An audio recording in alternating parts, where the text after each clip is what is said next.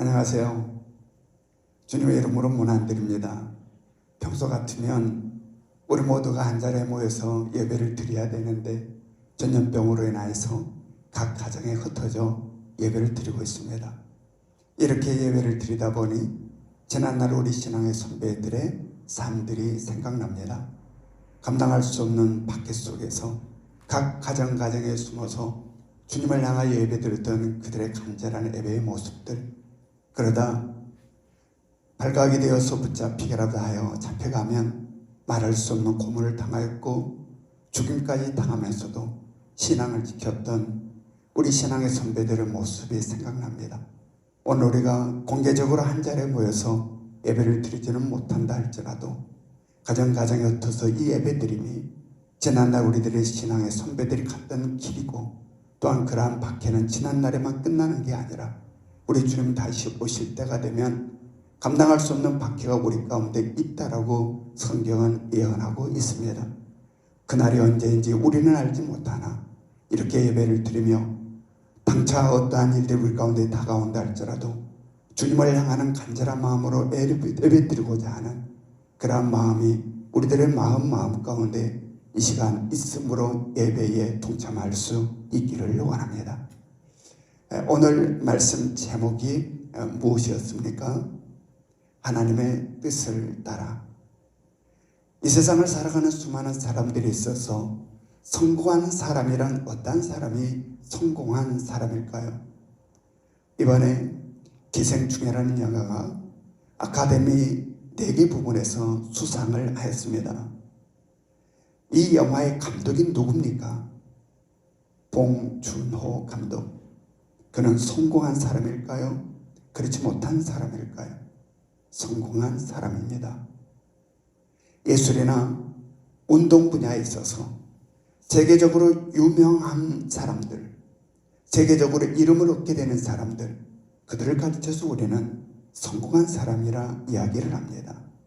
또한 사업을 하여 엄청난 거부가 된 사람들, 또한 공부를 열심히 하여 모두가 부러워하는 고위 직종에 들어가 있는 사람들, 또한 전문직을 갖게 된 사람들, 그들을 바라보며 우리는 성공한 사람이라 생각하고 그를 평소에 알고 있는 사람은 자네 성공했네 하며 부러워합니다.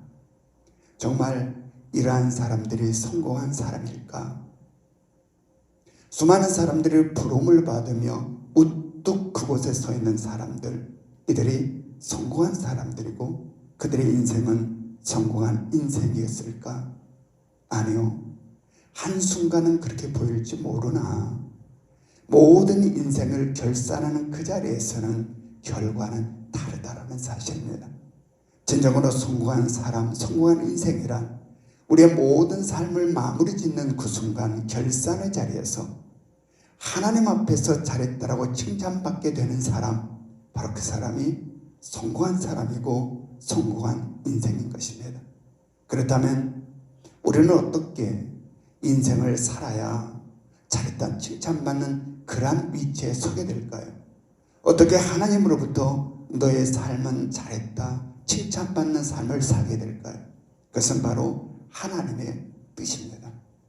하나님의 뜻, 이 땅을 향하시는 하나님의 뜻, 우리를 향하시는 하나님의 뜻, 나를 향하시는 하나님의 뜻, 이 뜻을 온전히 분별하여 좌우로 치지 아니하고 온전히 올곧게 그 길을 향하여서 내가 서 있는 삶의 자리에서 최선을 다하여 충성스럽게 살아가는 사람들, 그 사람들의 삶이 성공한 인생이 되는 것이죠.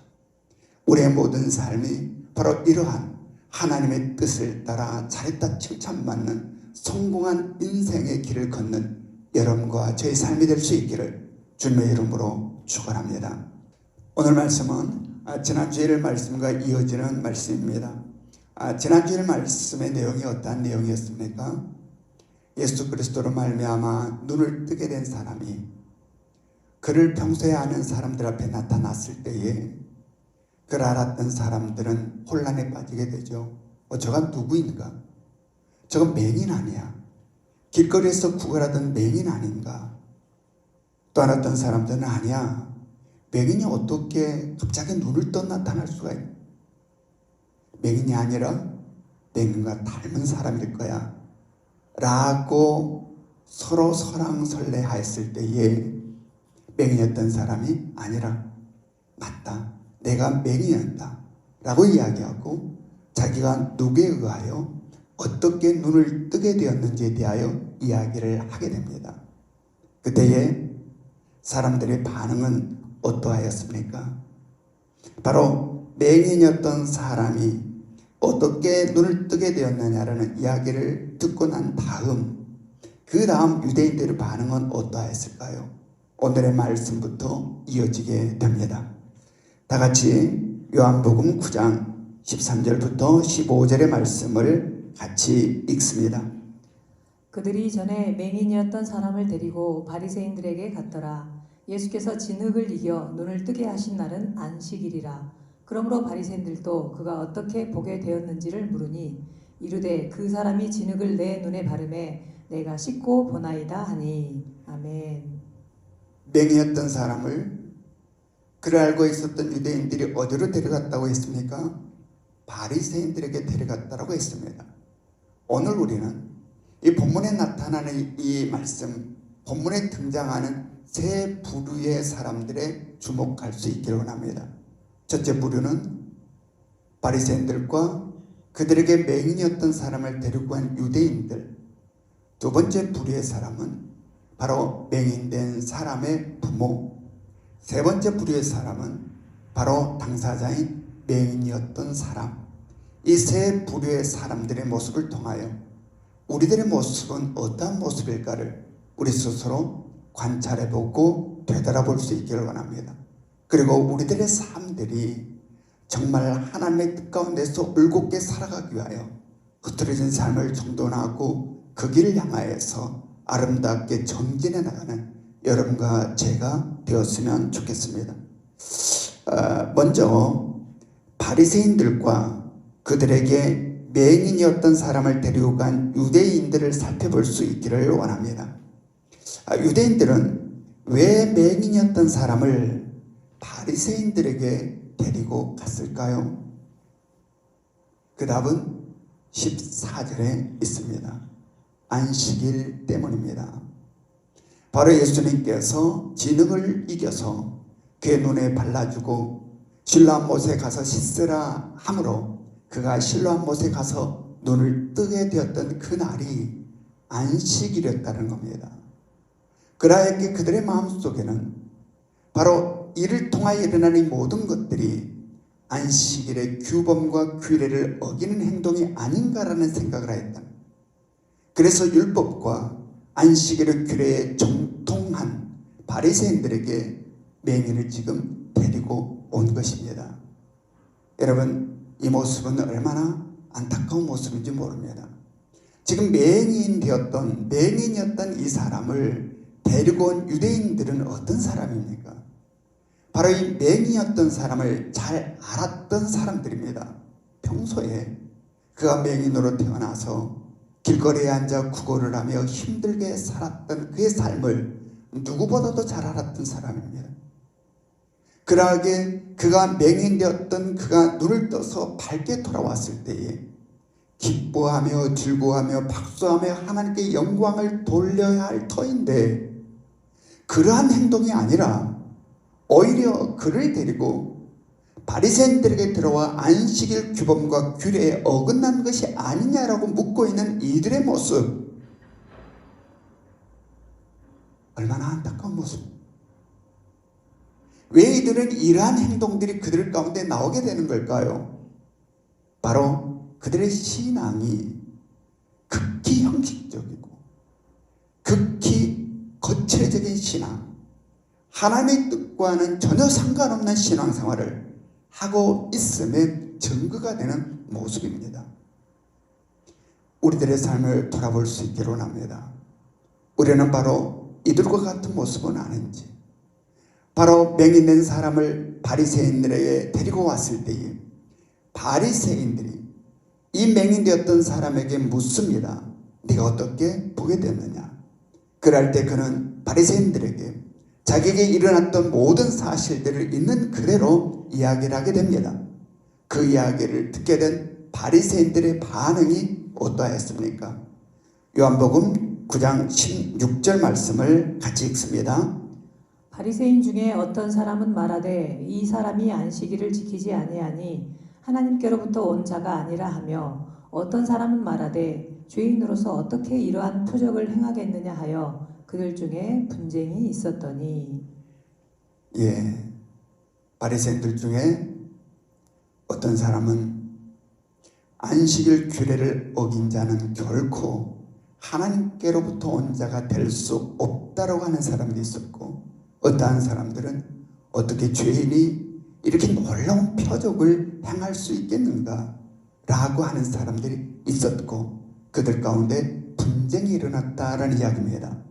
그러나 말씀의 전체를 살펴보면 대부분의 바리새인들은 어떤 쪽에 속했느냐, 바로 안식일의 규례를 어김으로 말미암아 결코 하나님께로 온 자가 아닌 죄인이다라고 규정한 사람들이 대부분이었다는 겁니다. 그래서 그들은 자신들의 생각을 다시 확증하기 위하여 맹인이었던 사람에게 다시 묻습니다. 네 생각은 그가 어떠한 사람이라고 생각하느냐 라고 묻게 됩니다. 그때에 맹인이었던 사람은 그는 죄인이 아닌 하나님께로부터 온 선지자입니다라고 이야기합니다. 그러자 바리새인들은 자신들이 생각한 답이 그에서 나오지 않자 그의 부모들을 불러서 다시 자신들이 생각하는 답을 얻기 위하여 다시 질문을 하게 되죠. 그럼에도 불구하고 부모들로부터도 자신들이 원하는 답을 얻지 못하게 됩니다. 그러자 다시 맹인이었던 사람을 다시 불러서 다시 묻습니다. 우리 같이 말씀 요한복음 9장 24절의 말씀을 같이 읽습니다. 시작. 이에 그들이 맹인이었던 사람을 두 번째 불러 이르되 너는 하나님께 영광을 돌리라. 우리는 이 사람이 죄인인 줄 아노라. 여기에서 하나님께 영광을 돌리라고 하는 말은 거짓을 버리고 진실을 말하여 하나님께 영광을 돌리라 라는 이야기입니다. 그러면서 하는 말이 무슨 말이었습니까? 우리는 그가 죄인인 줄 아노라라는 말을 합니다. 이것은 뭘 의미하고 있습니까? 바로 그 짓을 종용하고 있는 거죠. 하나님의 영광을 빙자하여. 우리는 우리 주변에 이렇게 거짓말을 밥 먹듯이 하는 이단들이 있음을 압니다. 그 이단이 어떠한 이단입니까? 신천지입니다. 요즘은 그들의 전모가, 그들의 실체가 온 천하에 드러나고 있습니다. 그들은 거짓말을 밥 먹듯이 하고 이 거짓말을 모략과 지혜라고 이야기합니다. 그래서 그들의 말은 어떤 것이 진실이고 어떤 것이 거짓인지 구별하기가 힘듭니다. 그리고 그들은 결코 자신들이 신천지라는 사실을 밝히지를 않습니다. 철저히 숨깁니다. 진정한 그리스도인들은 순교 자리에서도 자신이 그리스도임을 당당하게 밝히고 죽음을 맞이합니다. 이것이 진정한 그리스도인들의 삶의 모습입니다. 그러나 그들은 철저히 자신들이 신천지임을 감추고 숨기를 합니다. 거짓말을, 속임을 통하여서. 그리고 그것이 마치 지혜인 것처럼 그렇게 인식하고 살아갑니다. 왜 그럴까요? 왜 그들은 거짓이 진실인 것처럼 착각 속에서 이렇게 살아가고 있는 걸까? 그것에 대한 답을 예수님께서는 요한복음 8장 44절에서 말씀합니다. 거짓말의 뿌리, 거짓의 아비, 그는 곧 사탄, 마귀라 예수님께서 말씀합니다. 바로 그들의 배후에 어둠의 영, 거짓의 영, 사탄, 마귀가 있다라는 뜻입니다. 바리새인들이 맹인이었던 그 사람을 불러 거짓을 종용하고 있다라는 것은 바로 그들의 내면에 이 거짓의 영, 어둠의 영이 역사하고 있음의 증거가 되는 것입니다. 그들은 이 맹인이었던 사람이 끝까지 자신들의 생각과는 다른 주장을 하고 끝까지 예수 그리스도가 하나님께로부터 온 자라고 증언을 함으로 말미암아 그에게 어떻게 하였습니까? 우리 요한복음 9장 34절을 읽습니다. 그들이 대답하여 이르되 네가 온전히 죄 가운데서 나서 우리를 가르치느냐 하고 이에 쫓아내어 보내니라. 바리새인들은 맹인했던 사람을 죄 가운데서 난 자라고 규정하고 그를 유대인 공동체에서 쫓아내버립니다. 즉 출교를 시켜버립니다. 이것은 하나님의 뜻과 정반대 행동입니다. 앞서 어떤 말씀이 있었습니까? 이 맹인이 맹인으로 태어난 것은 죄로 인해서 태어난 게 아니라 그를 통하여서 하나님께서 하시고자 하는 일을 나타내시기 위하여 그렇게 태어났다라고 이야기했습니다. 즉 이것이 그를 향하는 하나님의 뜻입니다. 그런데 그들은 이를 죄인으로 규정하여 공동체에서 출교를 시켜버리는 하나님의 그 뜻과는 정반대 행동을 하고 있는 것이죠. 또한 더불어서 그들은 예수 그리스도를 죄인이라 규정하고 있습니다. 예수 그리스도가 어떠한 분이십니까? 성자 하나님으로서 삼위일체 하나님, 율법을 제정하시고 안식일의 규범과 규례를 제정하시고 선포하신 바로 삼위일체 하나님이십니다. 안식일의 주인 되신 분입니다. 그래 향하여 죄인이라 규정하고 있습니다. 왜 이렇게 하나님의 뜻과는 정반대의 길을 가고 반대 행동을 하게 될까요? 바로 그들의 신앙, 형식적이고 거칠어적인 껍데기 신앙이기에 하나님의 뜻과는 전혀 반대의 길을 걷게 되는 것입니다. 바로 이들을 향하여서 예수님께서는 회칠한 무덤이라고 이야기합니다.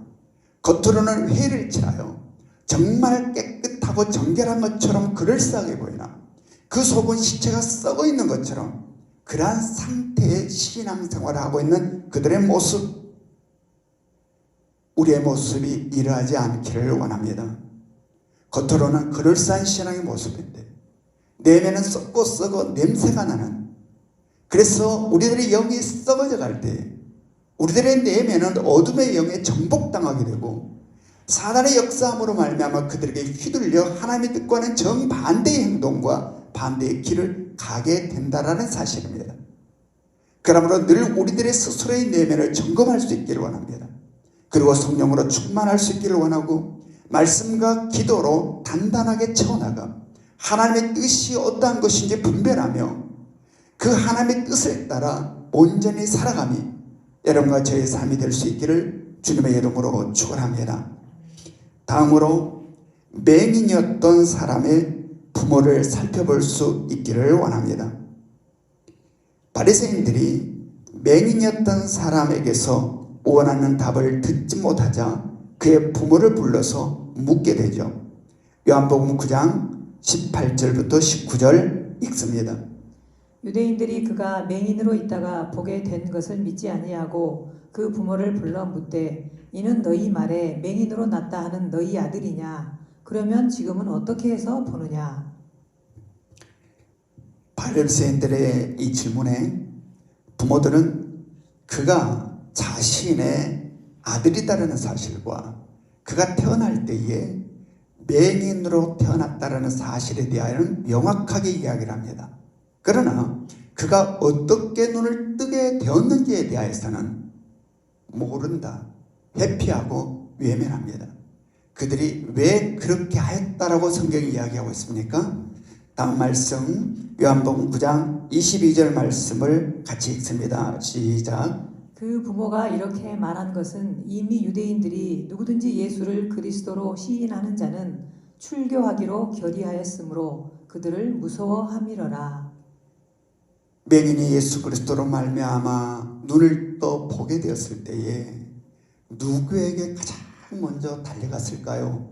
바로 부모님, 아버지, 어머님에게 뛰어갔을 것이고 아들이 눈뜬 것을 본 엄마 아빠는 참으로 감격하여 기쁨을 어찌할지 몰라 너무너무 좋아했을 것이고 어떻게 네가 눈을 뜨게 되었는지 물었을 것이며 그가 어떻게 눈을 떴는지에 대하여 그 부모들에게 자세하게 말을 하였을 것입니다. 그런데 지금 그들은 바리새인들이 내 아들이 어떻게 눈을 뜨게 되었느냐라고 질문하였을 때에 그들은 거기에 대하여 사실대로 답을 하지 못하고 있습니다. 왜 그랬다는 겁니까? 무서워서. 유대 공동체에서 쫓겨날까봐, 출교당할 것이 두려워서 사실을 사실대로 말하지 못했다라는 겁니다. 여기에 직접적인 경험과 간접적인 경험의 차이가 나타나고 있습니다. 예수 그리스도를 통한 은혜는 내가 직접 예수 그리스도를 만나 경험한 그 은혜와 다른 사람이 경험한 것을 듣고 보면서 느끼는 은혜는 분명 차이가 있다는 겁니다. 간접적인 은혜의 경험 중요하고 소중합니다. 다른 지체가 경험한 은혜를 듣고 그로 인하여 기뻐하고 함께 감사하고 영광을 돌리는 것 굉장히 소중하고 가치 있는 일입니다. 그러나 이러한 간접적인 은혜는 직접적인 은혜와 엄청난 차이가 있다는 사실도 명심할 수 있기를 원합니다.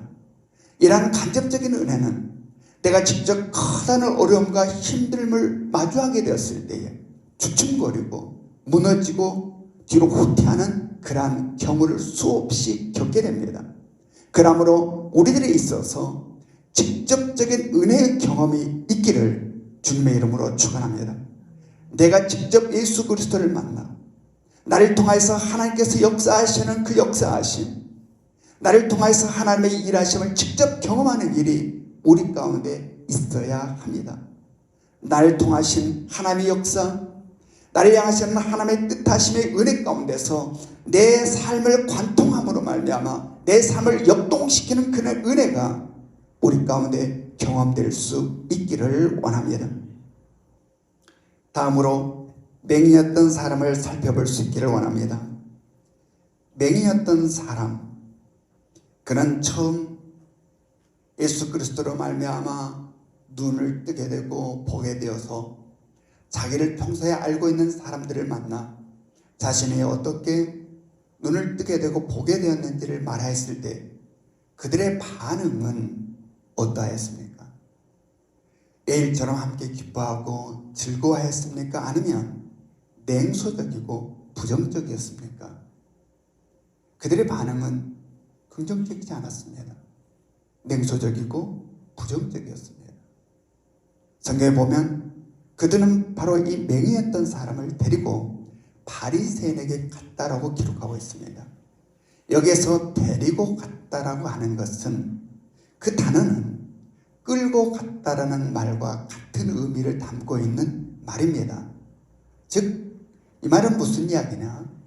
바로 이들이 맹인이었던 사람을 끌고 바리새인들에게 갔다라는 이야기입니다.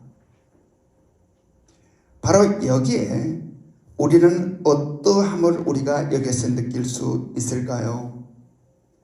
그 맹인이었던 사람을 향하는 이들의 인식을 엿볼 수 있습니다. 맹인으로 태어나 평생을 길거리에서 구라고 사는 이 사람을 향하는 멸시와 무시와 업신여김이 이들의 저변 가운데 깔려 있음을 알 수 있습니다. 그리고 그들은 그의 그 놀라운 은혜와 감격스러운 일을 안식일 규례를 어기지 않았냐는 생각으로 바로 그들은 바리새인들에게 율법과 안식일의 규례에 능통하고 정통한 바리새인들에게 그를 데리고 간 것입니다. 지금 이 맹인이었던 사람을 두고 있는 이 분위기는 만만치 않은 분위기입니다. 억압적인 분위기, 강압적인 분위기에 안식일을 범한 죄인 취급하는 분위기가 지금 이를 두르고 있습니다. 위축될 수밖에 없는 상황입니다. 그렇다면 이 맹인이었던 사람이 위축되었는가? 우리는 말씀을 계속 살펴보고 있으나 결코 위축되지 않았습니다. 당당했습니다. 거침이 없었습니다. 있는 그대로의 사실을 증언하였습니다. 계속해서 예수 그리스도가 하나님께로부터 온 자가 아닌 죄인이라고 몰아가는 바리새인들을 향하여서 바로 이 맹인이었던 사람은 어떤 말을 하게 됩니까? 우리 같이 요한복음 9장 31절부터 33절의 말씀을 읽습니다. 시작. 하나님이 죄인의 말을 듣지 아니하시고 경건하여 그의 뜻대로 행하는 자의 말은 들으시는 줄을 우리가 아나이다. 창세 이후로 맹인으로 난 자의 눈을 뜨게 하였다 함을 듣지 못하였으니 이 사람이 하나님께로부터 오지 아니하였으면 아무 일도 할 수 없으리이다. 얼마나 당당하고 담대한 모습입니까? 그의 부모들은 출교가 두려워서, 유대 공동체에서 쫓겨나는 것이 두려워서 있는 그들의 사실을 이야기하지 못했습니다. 그러나 바로 맹인이었던 이 사람은 당당하게 자신의 있는 이야기, 사실을 사실대로 이야기하고 있습니다. 그리고 결국 그는 유대인 공동체에서 쫓겨났습니다. 여러분, 무엇이 이로 하여금 이토록 당당하고 담대하고 거침이 없게 만들었을까요? 그것은 바로 은혜입니다. 예수 그리스도로부터 받은 은혜. 맹인으로 태어나서 길거리에서 늘 구걸을 하며 비참하게 살았던 그의 슬프고 슬픈 삶의 여정을 종결시키고 이제는 눈을 떠 새로운 인생의 삶을 살게 하신 그 은혜에 대한 감격과 감동의 에너지가 바로 그를 이렇게 담대하게 만든 것입니다. 여러분, 바로 또한 영적인 영역에 있어서는 지금 무엇이 이 가운데 흐르고 있습니까? 하나님의 뜻입니다. 그가 맹인으로 태어났을 때에 그를 통하여서 하나님께서 하실 일을 나타내고자 하신 하나님의 뜻하심, 바로 이 하나님의 뜻하심이 은혜를 통하여서 그의 삶 가운데 역동적으로 나타나고 있음으로 말미암아 그의 삶 가운데 이렇게 당당하고 담대함이 표출되어 나오게 되는 것입니다. 우리의 삶이 이러할 수 있기를 원합니다. 우리 역시 예수 그리스도로 말미암아 감당할 수 없는 은혜를 받았습니다.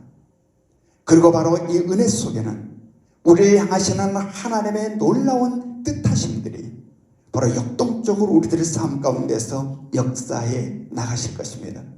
그러므로 우리들은 이것을 발견할 수 있어야 합니다.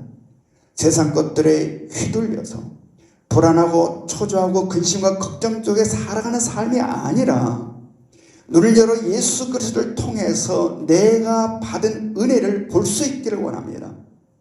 그래서 그 은혜에 대한 감사와 감격을, 이 감사와 감격을 성령을 통해서 회복할 수 있기를 원합니다.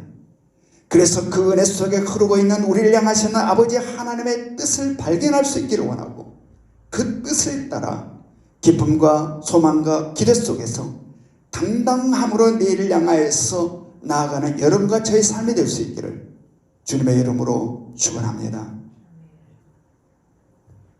우리 함께 적용 질문을 읽습니다.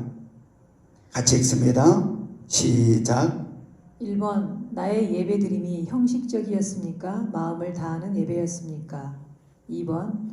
살면서 언제 가장 두렵습니까? 어떻게 그 두려움을 극복하시겠습니까?